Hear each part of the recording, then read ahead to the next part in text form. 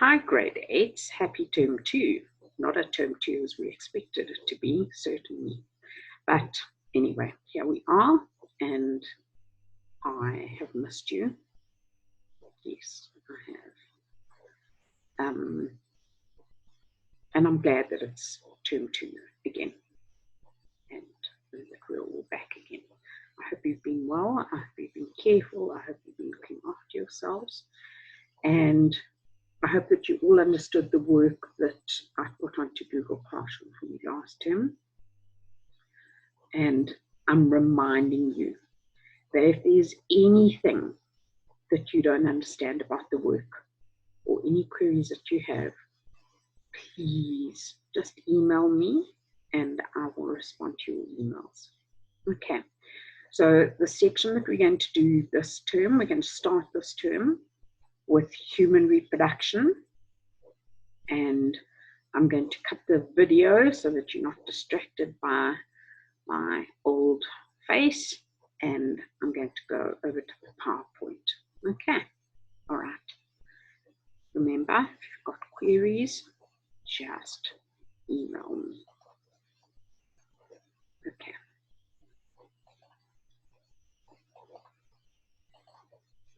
Right. So, get rid of that first.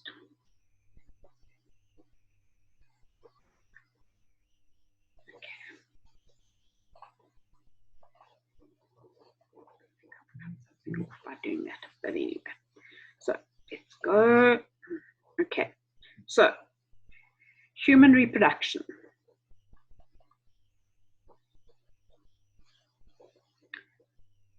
I'm sure that you all know the myth that storks, birds, storks bring babies, and I found this explanation for this, which I didn't know prior to doing this PowerPoint. I thought you might find it really interesting. So in the Middle Ages, that's many years ago, even before I was born, the summer solstice was a big event for Europeans, people who lived in Europe. And weddings were planned for that day, and many communities held large parties with plenty of alcoholic beverages, but obviously wasn't locked down at that stage of the game. And as a result, 9 months after that day, quite a lot of babies would be born. Coincidentally, white storks returned from their migratory travels exactly 9 months after the summer solstice as well. And it was believed that storks gained their reputation for bringing babies to mothers because of this scheduling sync up. Okay. Right, first of all, let's just talk about sexual versus asexual reproduction. So, asexual reproduction, some organisms reproduce asexually. So what is asexual reproduction?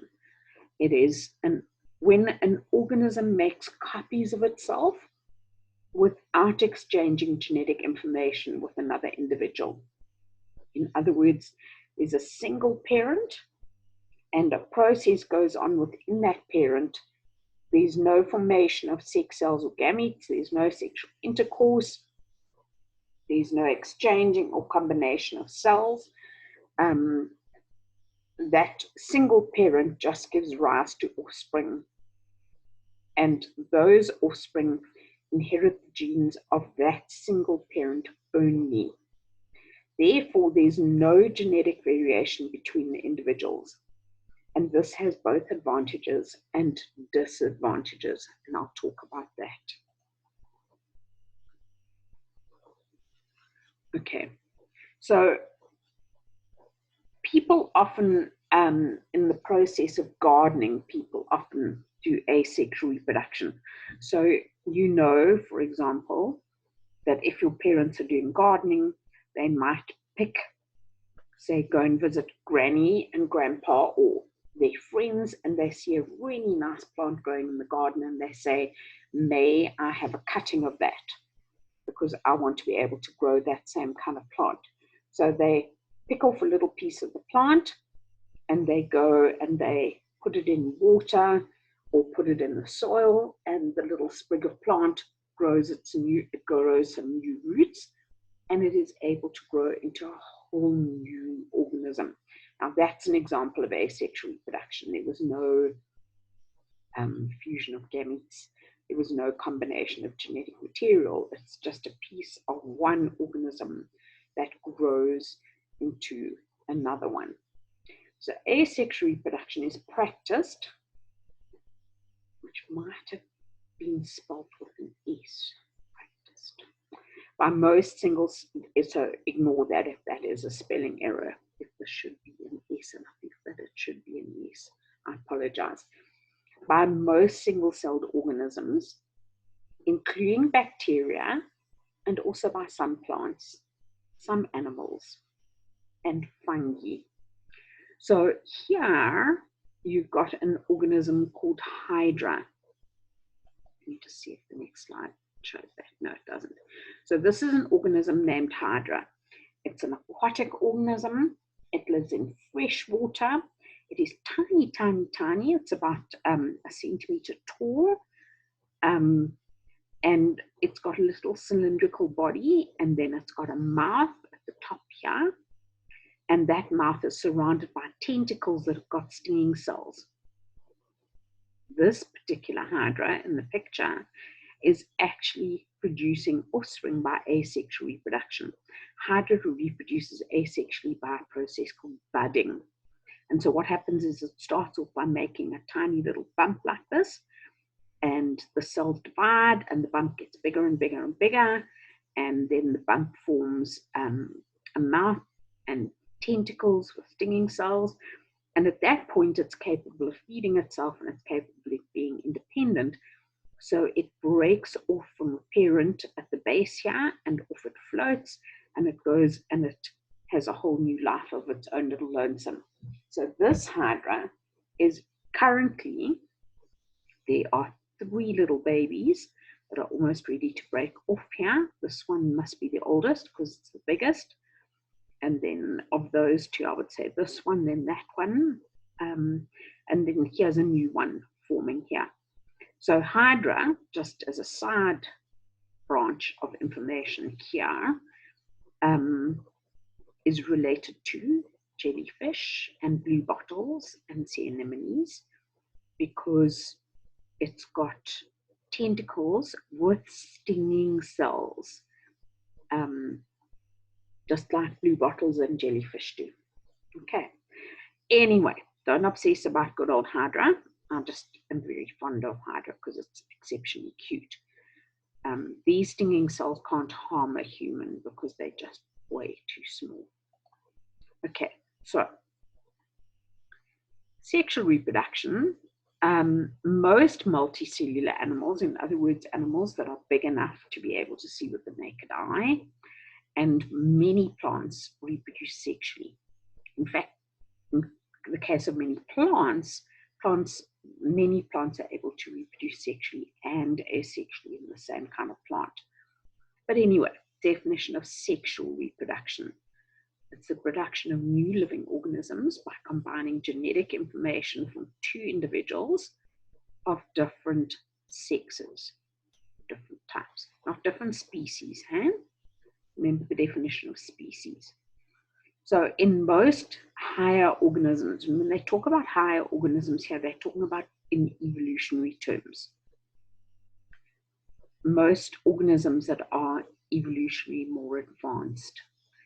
One sex, the male, produces a very small motile, in other words, able to move, gamete or sex cell, which travels to fuse with a larger stationary. And remember, this is stationary with an A. We'll come back to that. Gamete produced by the other sex, which is the female. So here you've got a picture of an egg cell, not an egg as in chicken egg, but an egg cell, a female gamete, an ovum. And here are a number of male gametes or sperm. The sperm are able to move of their own because they've got tails and they're able to swim. The egg cell does not move on its own. It's moved by other cells which actually move it along. And here is a sperm cell which is coming into contact with the egg cell, and if it gets there first, it is able to fuse with the egg cell, and it'll form a little zygote, which will divide and form an embryo, which will divide and form another individual.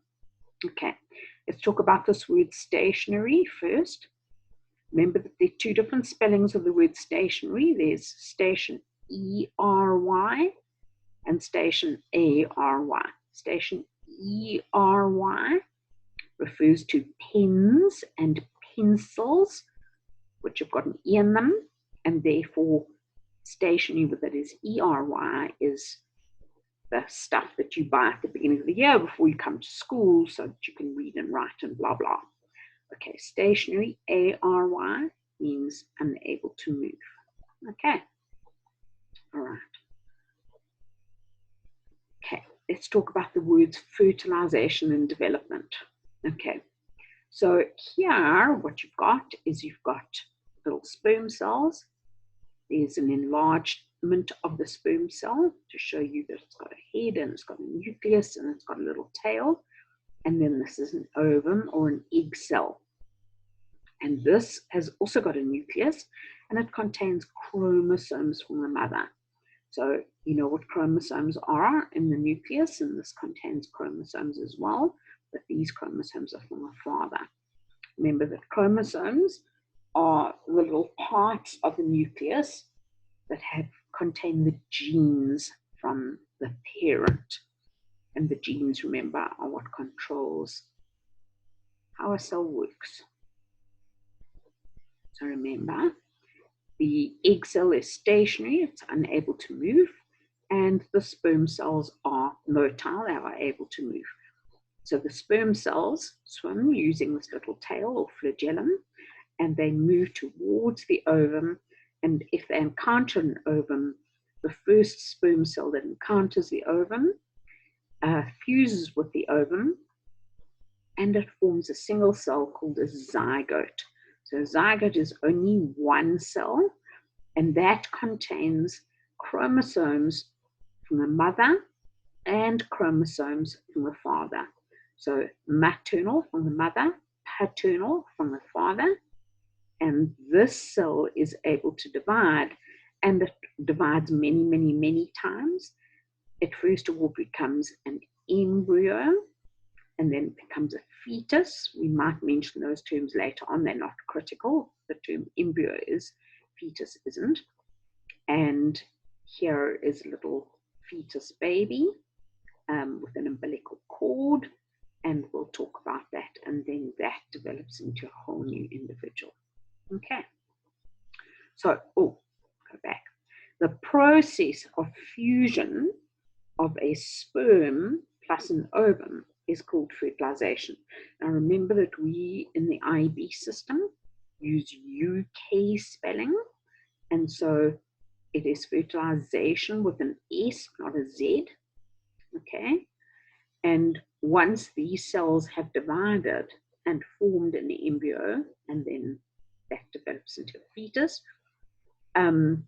differentiation of cells occurs. So in other words, there will be some cells that become nerve cells, some cells that become skin cells, some cells that become liver cells, etc., etc., etc. So there's development from this single cell into a multicellular organism. Okay, all right. So some organisms, including many species of plants, are able to reproduce both sexually and asexually. Humans are only able to reproduce sexually, and the following slides refer to human reproduction. Okay, so some terminology. Humans are unisexual. They have either male or female reproductive organs in each individual, not both. We're not going to talk about the exceptions to that rule. So we'll just go on, humans are unisexual.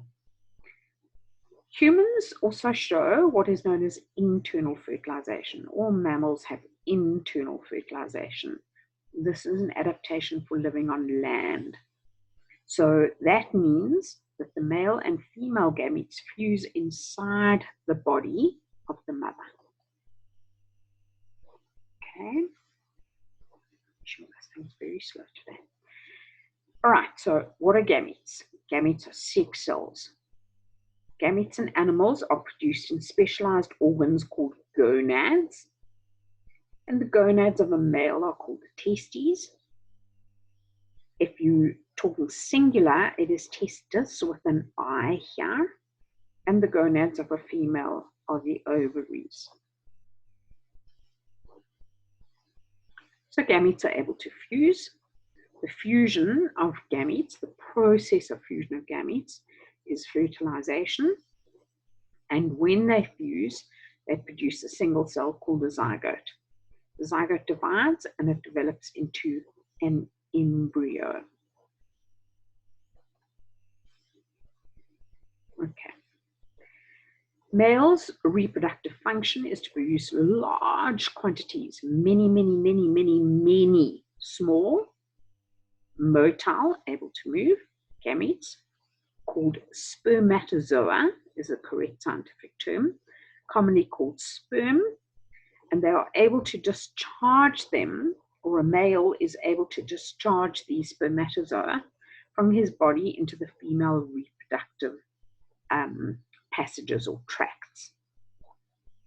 The process of discharging sperm, which happens actually in a liquid, is called ejaculation.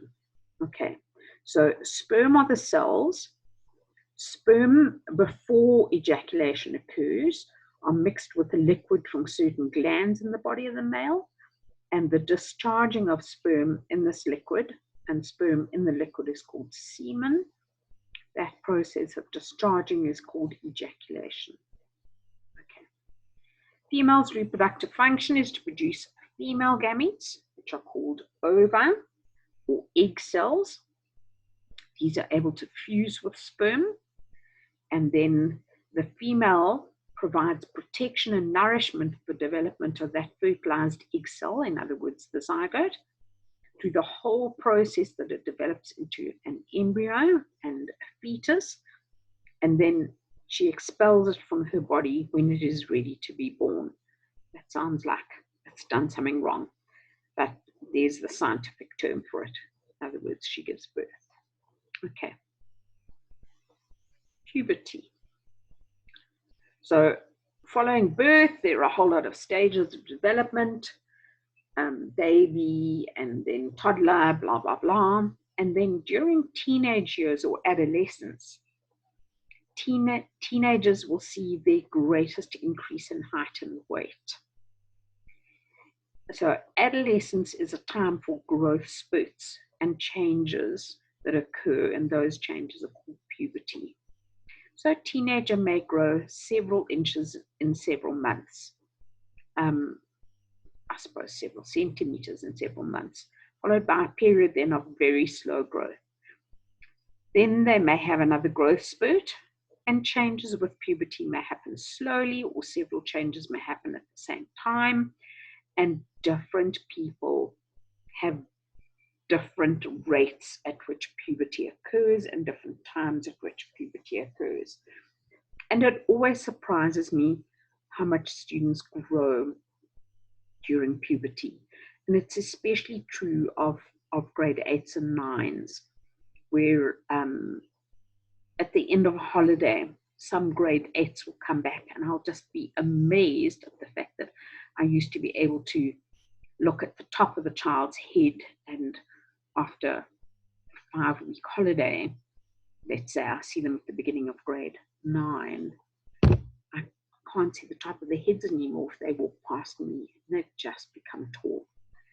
So I hope some of you don't become any taller, because Richard and Ian, I think you're perfectly tall enough. But anyway, so yep, you're going to grow, all of you. No, have we done that already? We've done that. Okay. So these changes will happen differently for each teen.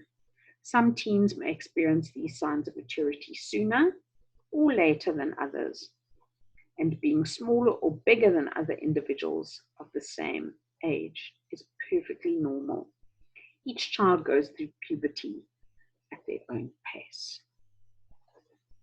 Okay, so basically looking in proportions here, and you can see the proportions against the grid in the background. So different degrees of maturation at the same age. So these individuals, these males, are all 14.75 years old, and all three of these females here are 12.75 years old. And what you will see is that the degree of development varies widely in relation to age. So 3 females of the same age, and you can see that the degree of development in those 3 females is very different. The height is different, the development of mammary glands or breasts is different, pubic hair is different, and the widening of the hips. The widening of the hips is a feature of puberty. And then exactly the same with the males. Changes in height, changes in the development of muscles, pubic hair, and the size of the testes. Very different. Okay, so what happens in puberty? The body starts to produce different hormones in addition to the ones that were already in the body, and they produce them in quantities that are different to the levels of those same hormones prior to puberty. Okay, so the rate of development differs from one individual to another. In a male, puberty results in the development of what is called male secondary sexual characteristics. These are features that distinguish, secondary sexual characteristics are features that distinguish the two sexes of species, but are not directly part of the reproductive system. So the development of facial hair, for example, is a male secondary sexual characteristic. It's not something that is directly involved with reproduction, but it is characteristic of males. The extra muscles that a male gets, secondary sexual characteristic. It's not involved in reproduction, but is typical of a male. So an example of a secondary sexual characteristic, not in humans, would, for example, be the development of a mane in a male line. It is not critical, it's not part of the reproductive system. But if you saw a lion and a lioness, and the one had a mane and the other didn't have a mane, you'd easily be able to say, that's a male, that's a female. And by the way, while I'm thinking about this, I hope you are all watching the Wild Earth safaris that are available for you to watch free of charge during lockdown. So every single day, there are safaris going on, game drives going on in 3 or 4 of the private game reserves in the Transfrontier parks. And you are able to log on. I watch on my phone. So Google Wild Earth Safaris, and then what pops up, you can go down to live and watch 3 hours in the morning, 3 hours in the afternoon. Don't just watch that. Don't not work while you're watching it. So I prop my phone up against my computer printer and I listen what's going on, and every now and again when it's something really interesting, I will watch it. So there's some amazing things going on at the moment. They're showing they found a cheetah in the one reserve, a cheetah that has 2 cubs. The cubs are not very old at all. They're a few weeks old. There's a hyena that's got a few weeks old cubs. Today they showed a leopardess, female leopard with 2 cubs, but those are a few months old. And you can just watch the most amazing things, but not only can you see the most amazing things. So the rangers are talking all the time, and they're giving incredible information. I have just learned so much stuff by watching this program. So Wild Earth Safaris, go and watch it. It's as good as being on a safari without being as cold as being on a game drive at this time of the morning.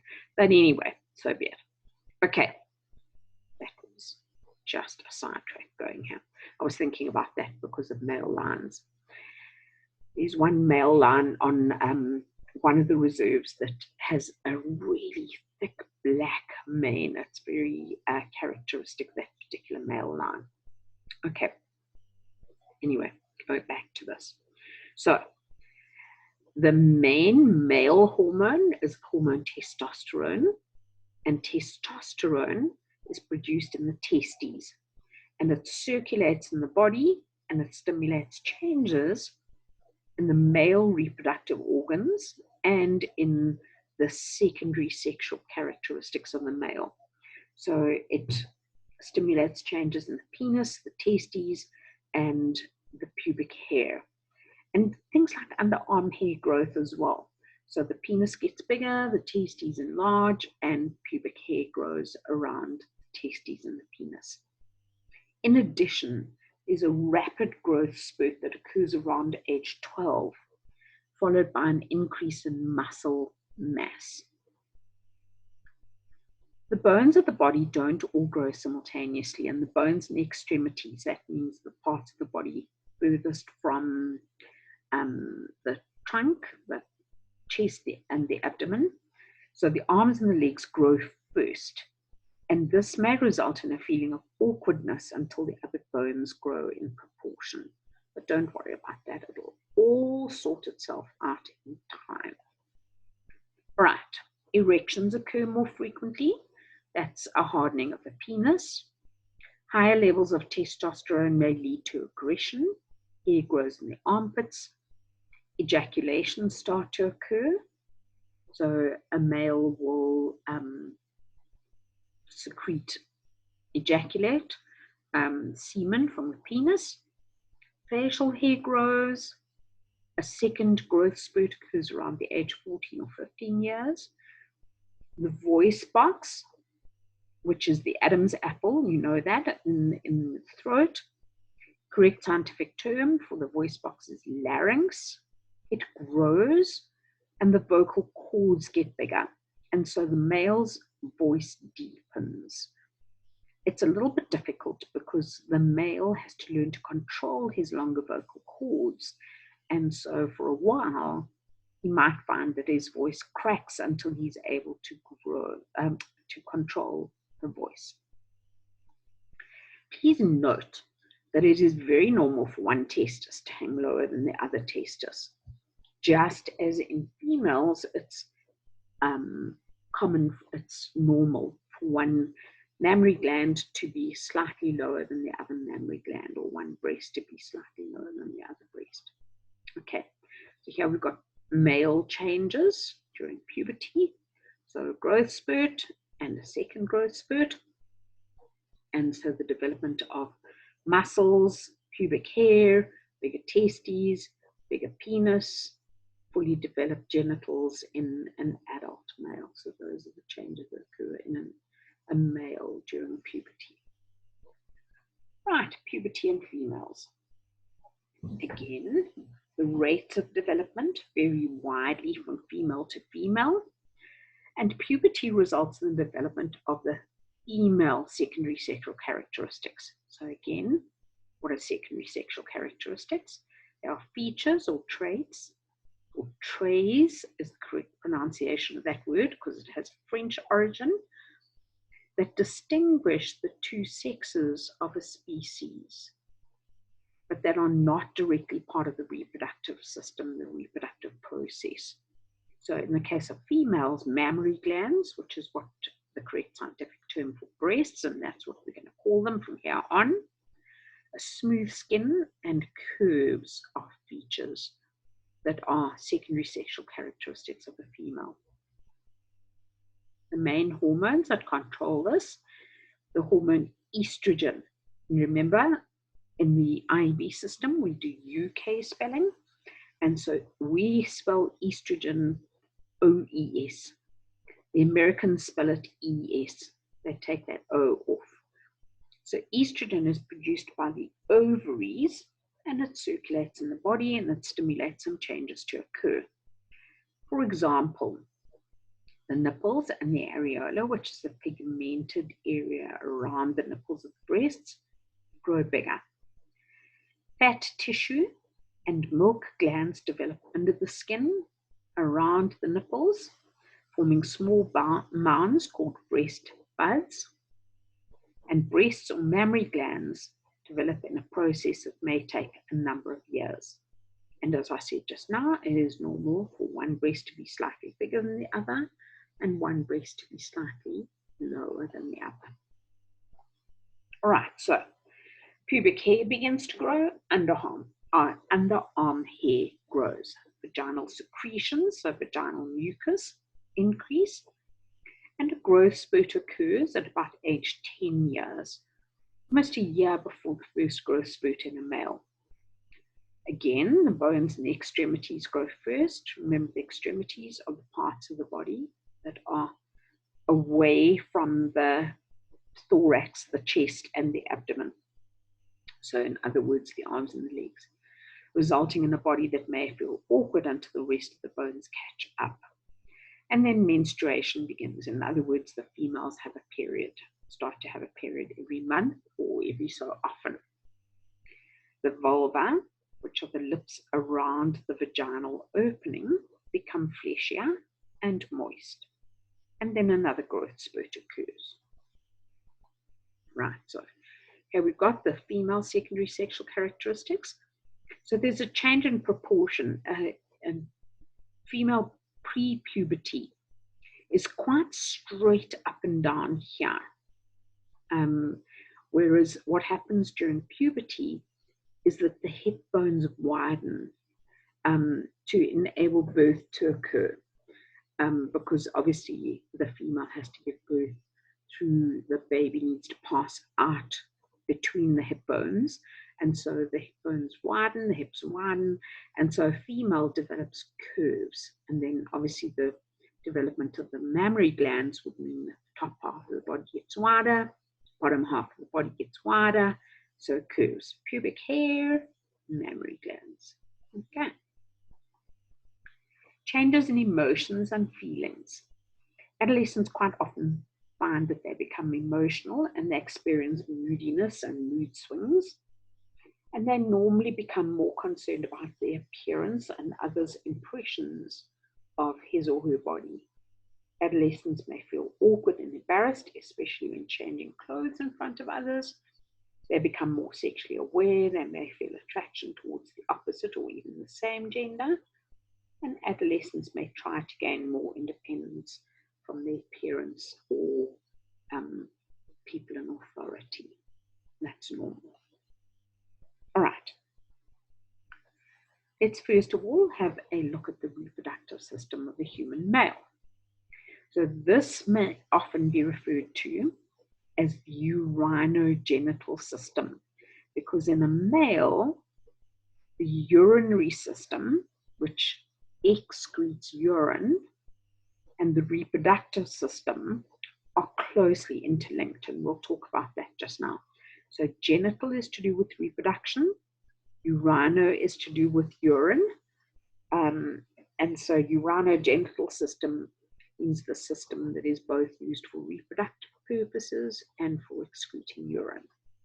Okay, so you've got to know all the parts of the male reproductive system or urinogenital system and where they are situated relative to each other and all the names of them so that I can use the names as we go along. Okay, so going. Right, so we're going to, let me put my phone on charge.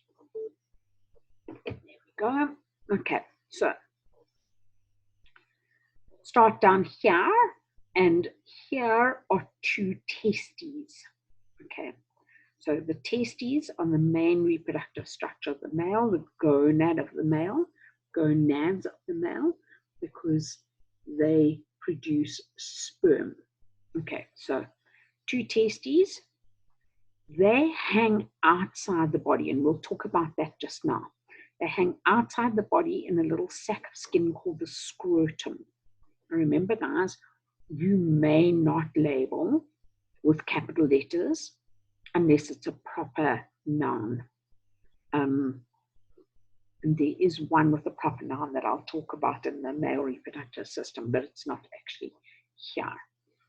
Okay, so two testes hang outside the body in a little sac of skin called the scrotum, right? Directly behind the testis. So here you can see a longitudinal section through a testis on this side here. And directly behind the testis is an extremely coiled tube called the epididymis. And I'll talk about the epididymis just now. And the epididymis then becomes what is called the sperm duct. You're going to call it the vas deferens. I'll talk about that. And we'll talk about the production of sperm just now. So, testis, epididymis. Epididymis is a tube structure. What happens is sperm is produced within the testes. And once the sperm has been produced, it passes out of these little ducts and it goes into the very coiled epididymis where the sperm matures. It remains there for a number of weeks. And then when it is mature, it can pass up the sperm duct, which you're going to call the vas deferens, and it can be ejaculated. And we'll talk about that in more detail just now. So let's put this diagram in perspective here. So testis, epididymis, vas deferens or sperm duct. And you'll see that the sperm duct, there's one on each side here, one from each testis, passes up into the body of the male, into the abdomen of the male, and it curves in front of the bladder. So this is the bladder. Remember that the bladder stores urine when urine is made. So these two vas deferentia, this is plural of vas deferens, go in front of the bladder. They curve over the top of the bladder. Ignore these two tubes. They come from the kidneys, bring urine from the kidneys. And the two vas deferens join together behind the bladder. I'll show you that in a different picture just now. And they join together with the tube that comes out of the bladder called the urethra. So when a male urinates, urine passes from the bladder out through the urethra, and the urethra goes to the tip of the penis and opens at the tip of the penis, and the male would then urinate through that pathway. Now, in fact, the two vas deferentia join together, and behind the bladder, just below the bladder here, they will join not only to each other, but they'll join with the urethra from the bladder. And those three tubes joined together form one tube called the urethra still. And that goes through the middle of this gland here, the prostate gland, and passes out through the center of the penis, through this opening at the tip of the penis.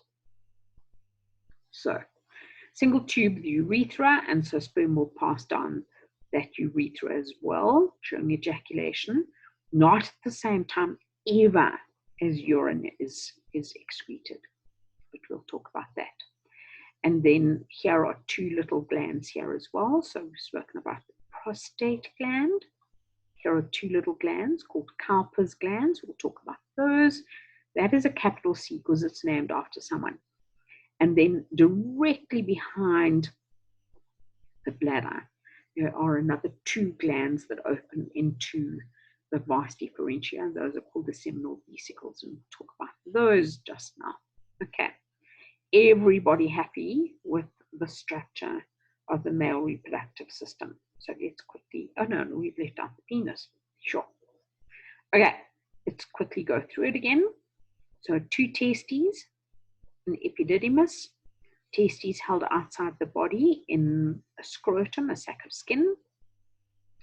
The epididymis leads into the vas deferens, which curves up, goes into the abdomen of the male. The two vas deferentia curve over the bladder, go behind the bladder. Behind the bladder, the two seminal vesicles, you can see them, one's there, are glands, which open into the vas deferentia, and the two vas deferentia join together and join with the urethra and form a single tube called the urethra that passes through the penis and opens to the exterior at the tip of the penis. So the male will either urinate through the penis or ejaculate semen through the penis, but never both at the same time. Okay. Prostate gland, we'll talk about that. Two little Cowper's glands, we'll talk about those. Two seminal vesicles, we'll talk about those. And then this obviously is the penis. And the penis consists mostly of what is called erectile tissue. So that is very spongy tissue. It's really, really like a sponge. It's got lots of little cavities inside it. And when a male gets an erection, what happens is his nervous system starts a whole series of of reactions that occur, and blood flows into the penis, into the little cavities in the spongy tissue, and it can't get back out again until the erection has finished, is over. And so during that time, the penis becomes very, very, very hard. And so that is called an erection. And the purpose of an erection is so that a male can insert his penis into a female's vagina during sexual intercourse. Okay. This is looking at it from the side. And this is looking at the male reproductive system from the back. Okay. Again, these are the best pictures I could get, so ignore the fact that the labels have got capital letters. Okay. Remember, the only one that you have a capital letter for is Cowper's glands. It's a little gland here, there. In this particular drawing, they're called the bulbourethral glands, and it's just easier to call them the Cowper's glands, capital C-O-W-P-E-R-S, like Cowper's glands. Okay, good. So this is a medial longitudinal section through a male's body. Let's have a look. So there's the testes, because it's singular, and it's held outside the body in a little sac of skin called the scrotum. Okay, remember the main function of the testis that you have to know about now is the testis produces sperm. Once the sperm has been produced, they pass out of the testis into the epididymis. There's the spelling of the word epididymis. Such a nice word. It's got like poetry, epididymis. And the sperm are stored in the epididymis for a while they mature. And then when an ejaculation occurs, the sperm passes from the bottom of the epididymis, joins into the vas deferens. Okay, here it's called the ductus deferens. You're just going to call it the vas deferens, V-A-S, deferens. And that passes up into the body, into the abdomen. You can see it goes in front of the bladder, because now you can see how it lies relative to the bladder. Goes in front of the bladder, it curves over the top of the bladder, it goes down behind the bladder, and behind the bladder, the two vas deferentia join each other, and they join with the urethra from the bladder, carrying urine from the bladder. And here you can see a seminal vesicle, a single one, because there's one on the other side that you can't see. It passes through the middle of the prostate gland. Please don't call it the prostrate gland, because that's just a misconception. Prostate means lying flat on the ground, and this is certainly not lying flat on the ground. So it's prostate gland. There's no second R there. The two Cowper's glands, remember, here called the bulbourethral glands, just ignore that, also secrete liquid into this. And here the urethra, there's the spelling of the word urethra, passes to the exterior through the center of the penis. And what you'll see here in the penis is that there's lots of erectile tissue within the penis. The tip of the penis is swollen, and that little swollen tip, look down here, is called the glans or the glans penis. Okay. This picture shows the male reproductive system from the back. And all that this shows you is it shows you things like where the parts join us up, etc. So again, testis, scrotum, epididymis. Epididymis leads into the vas deferens. Vas deferens curve over the bladder. Behind the bladder, the two seminal vesicles lead into the vas deferens. The two vas deferentia join together. They join with the urethra from the bladder and form a single tube called the urethra, which passes through the middle of the penis and opens to the exterior.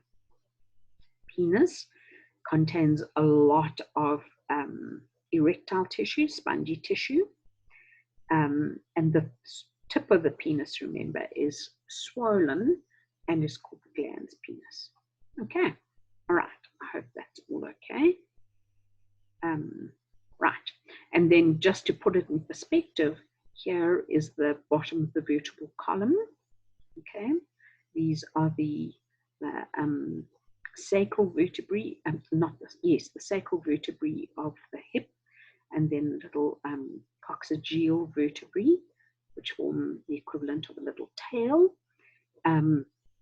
This is the end part of the large intestine. The rectum is the end part of the large intestine. This is where feces, after digestion, feces are stored here and water is absorbed from them during that process. And there's the single opening to the exterior, the anus. Okay, so this is just putting it into perspective relative to the other parts of the body. Okay, so let's go, now that we've done all the drawings. So sperm produced in long coiled tubes inside the testis. There are two testes, so they are paired, they're oval in shape, and they are the male gonads because they produce gametes. They hang outside the body in a little sac of skin called the scrotum. And the reason why they hang outside the body is because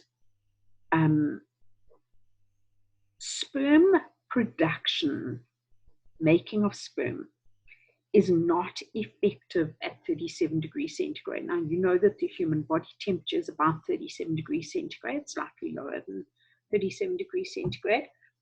And sperm production just doesn't happen well at 37 degrees centigrade. So what happens is the testes hang outside the body in the scrotum, and they're about 3 degrees centigrade lower than body temperature, which means that sperm production can happen effectively. If the environmental temperature is cold, then there's a little cord that contracts and it pulls the testes and the scrotum closer towards the body if it is cold. And if it is hot, then that little cord of tissue relaxes and it lowers the testes away from the body. All the while, the point of that is to keep the testes at the best possible temperature, optimum temperature for sperm production. Okay. At the back of each testis is a very long, very coiled tube. It's actually 6 meters, which is really long, called the epididymis. When sperm has been produced in the testes, the sperm then pass along little tubes into the epididymis, where they mature. So simplified version of the male organs, and this shows you correctly in with lowercase letters. So working from here upwards. So a single testis, if it was plural, it would be ES, but because the label line goes to one object, it's testis. Now remember, you don't put little bobbles at the end of your label lines, okay, or arrowheads at the end of your label lines. But this particular drawing did, and it was the best one that I could find because it showed things I needed to show you very clearly. Okay, sperm is produced in the testes. Sperm then passes into the epididymis. When sperm is mature, the sperm will pass along the vas deferens. There's a spelling of vas deferens, which remember goes up into the body. It curves over the bladder. So this is drawing from behind, okay? Over the bladder, behind the bladder, the two vas deferentia join and join with the urethra from the bladder, and passes to the exterior through the center of the penis. Remember these little glands that add in liquid along here, two seminal vesicles, one prostate gland, and two Cowper's glands. There you've got the spelling of Cowper's, and it's an apostrophe, named after somebody, so capital C. Okay. So besides producing sperm, the testes contain cells that produce the male hormone called testosterone. And testosterone is a really important male hormone because it stimulates the production of sperm. If a male doesn't produce enough testosterone, then said male will have a low sperm count and possibly be unable to father a child. And testosterone is also responsible for the development of the male's secondary sexual characteristics. Okay. All right, so we've spoken about the epididymis, and that the epididymis leads into the vas deferens. And we've spoken about the urethra being the tube that leads out of the bladder. And it's the tube through which urine passes from the bladder through the penis to the outside when a male urinates. And it is the tube through which semen is ejaculated. Now be careful how you spell semen. It's S-E-M-E-N. And remember that semen is sperm plus the liquid which is added from these glands here. So semen, sperm plus liquid. And we'll talk about the glands and the liquid later on. Okay, no, we're going to talk about them now, apparently. Okay, so there are two sets of glands that you have to know about, but in fact there are actually three, and because you've seen the three sets of glands, we might as well talk about them, okay, which are associated with the male reproductive system. So the prostate gland, one of those, two seminal vesicles, two Cowper's glands. And remember what they do is they add a fluid to sperm, and the secretions that come from those glands support and nourish the sperm, and they're important because they provide a liquid in which the sperm is able to swim. So the fluid from those glands plus sperm equals semen. So let's talk about the seminal vesicles and the prostate gland. Your textbook only talks about two. That's why I'm only talking about two at the moment. But anyway, seminal vesicles, remember that there are two of them. They're two small pouches behind the bladder. They produce seminal fluid. The fluid mixes with sperm and other fluid to produce semen. It's terribly important. You don't have to know. I'm saying terribly important, and I'm saying you don't have to know. But in fact, the liquid from the seminal vesicles contains sugars that nourish the sperm. They give the sperm energy to be able to swim. Okay. And the prostate gland secretes an alkaline fluid, that provides lubrication for sperm, and it helps to neutralize the acidic vaginal environment. So now sperm are terribly, terribly sensitive little cells. And in fact, the female's body is quite hostile in funny ways to sperm. And the one thing is that the vagina is quite acidic, and sperm do not survive well in an acidic environment. So the alkalinity of the secretion from the prostate gland helps to neutralize the acidity of the vaginal environment, so that sperm can survive. Okay. Then I spoke about the fact that the vas deferens from each side join together and join to form urethra from the bladder, form a single tubular urethra through which urine and semen pass to the outside. They can't pass out the urethra at the same time. So when the penis is ready to release semen, there's a little valve at the base of the bladder, and that blocks off the branch from the bladder so that urine can't pass out through the urethra at the same time. Okay. Now this is the simplest and clearest drawing that I could find to show the link between the urinary system and the reproductive system in a male. It happens to be the reproductive system of a rat. So just ignore the fact that it is a rat. It's very similar to the reproductive system of a human, because a rat's obviously a mammal. Okay, so there we've got the two kidneys, and the function of the kidneys is to produce urine. So kidneys filter blood, and they take all the impurities out of blood, and they use those impurities to produce urine. So from each kidney is a ureter.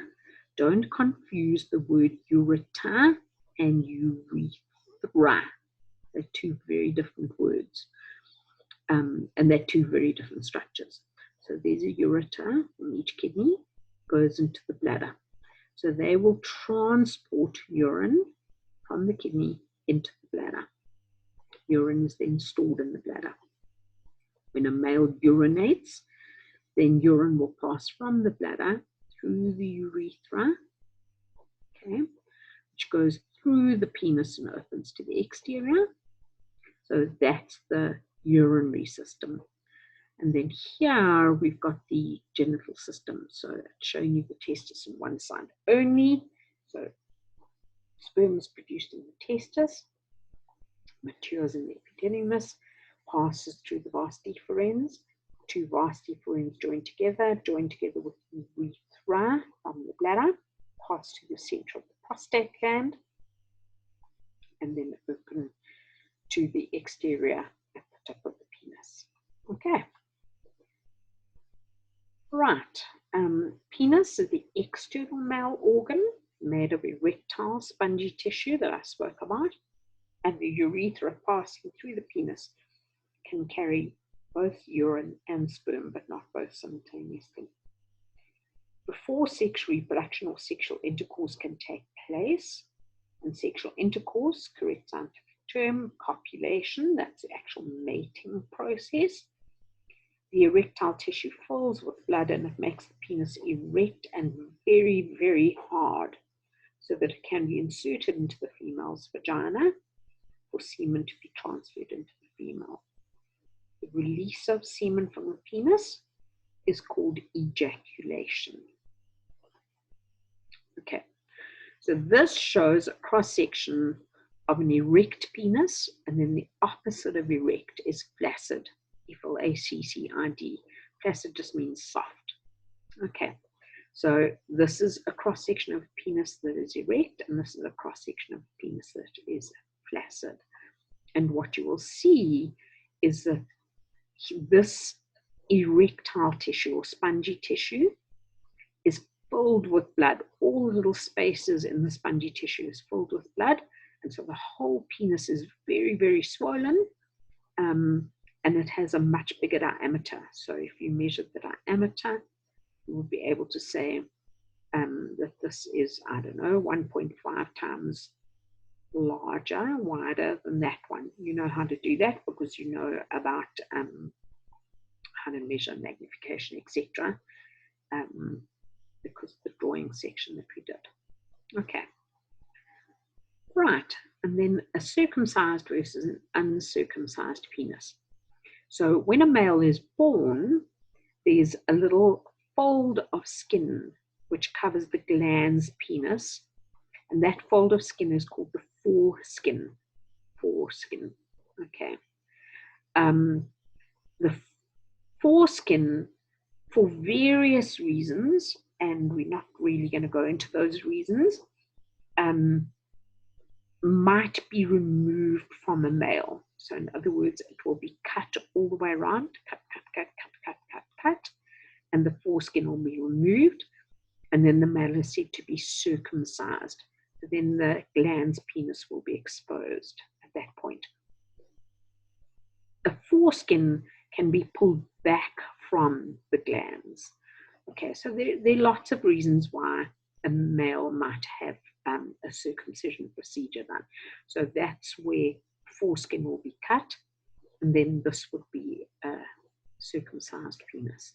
Okay, so cultural and religious reasons, and then other reasons, such as a father might believe that it is better for his son to be circumcised, or a mother might believe that, and therefore the male may be circumcised.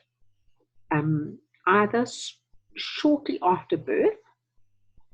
So, for example, if a couple is Jewish and they have a baby boy born, then I think it's 8 days after birth, the male goes through a procedure called a bris, where he is circumcised.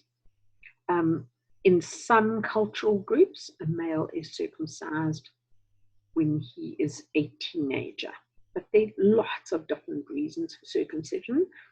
And circumcision is a very emotional or emotive thing. If you want to get males hit up, one of the things you do is discuss circumcision with them, because some of them are firm believers in circumcision, and some of them firmly believe that circumcision is a very bad thing and that it is mutilation, etc. So I don't know. I'm not getting involved here. All right.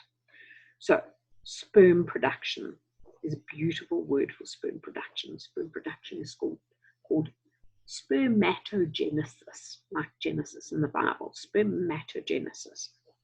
So sperm are produced in the many, you know, this beautiful word myriad, like a myriad of stars, many millions of tubules that form the testes.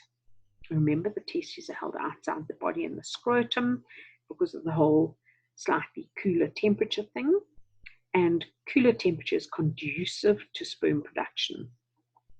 When the sperm are produced, they pass down the tubules to the epididymis, where they are stored and where they complete maturation.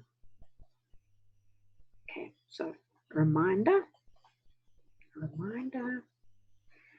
This just shows you a longitudinal section through the testes. Why is it a longitudinal section? Because the testes are longer from here to here than they are from there to there. So because it is cut through the long axis, it's a longitudinal section. Okay, here's the epididymis. So what you will see is the testis is made up of many little coiled tubules called seminiferous tubules. You don't have to obsess about that. This drawing shows a cross section because it's a short axis through the seminiferous tubules, and between them there are some other cells. Now, you don't have to know what these cells are called. These are the cells that produce testosterone. Okay. All right, so in the walls of the testes, don't obsess about all these names here. If I want you to know names, I'll tell you to learn the names.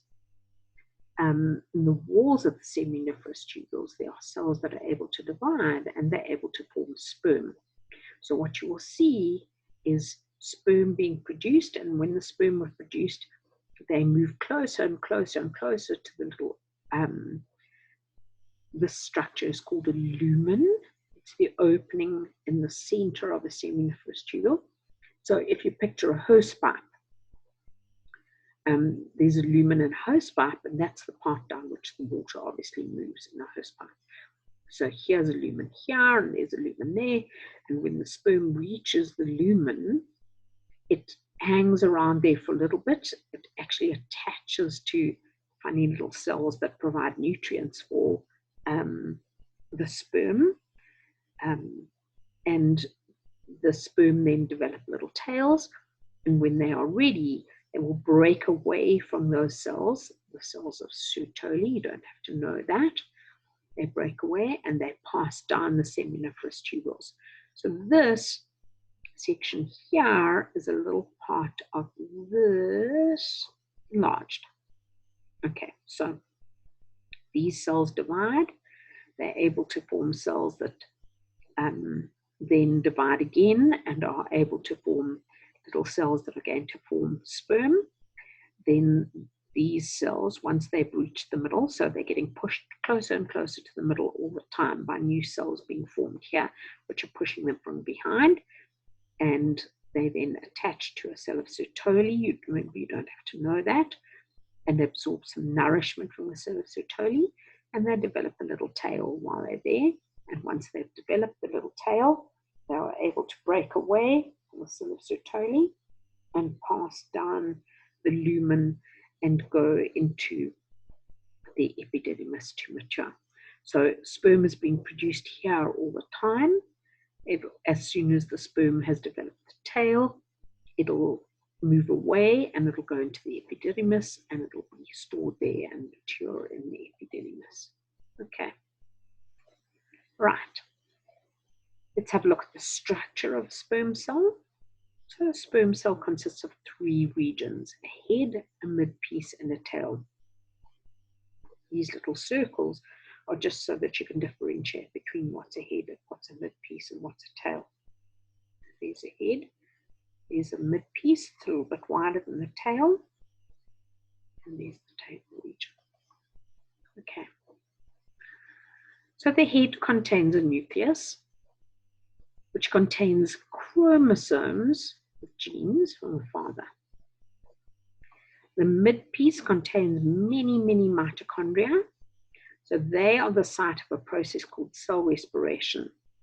And what cell respiration does is it releases energy from food to enable the sperm to swim. And then the tail is used to propel the sperm forward. At the tip of the head is a little structure called an acrosome. And I'll show you the acrosome in a picture just now. It contains digestive enzymes. So that if that sperm comes into contact with an ovum, the acrosome bursts and it releases the digestive enzymes, and it's able to penetrate into the ovum, to fuse with that ovum. Okay, excuse me. So here's a drawing that just shows. There's the head of the sperm. There's the nucleus, contains the chromosomes that contain genes from the father.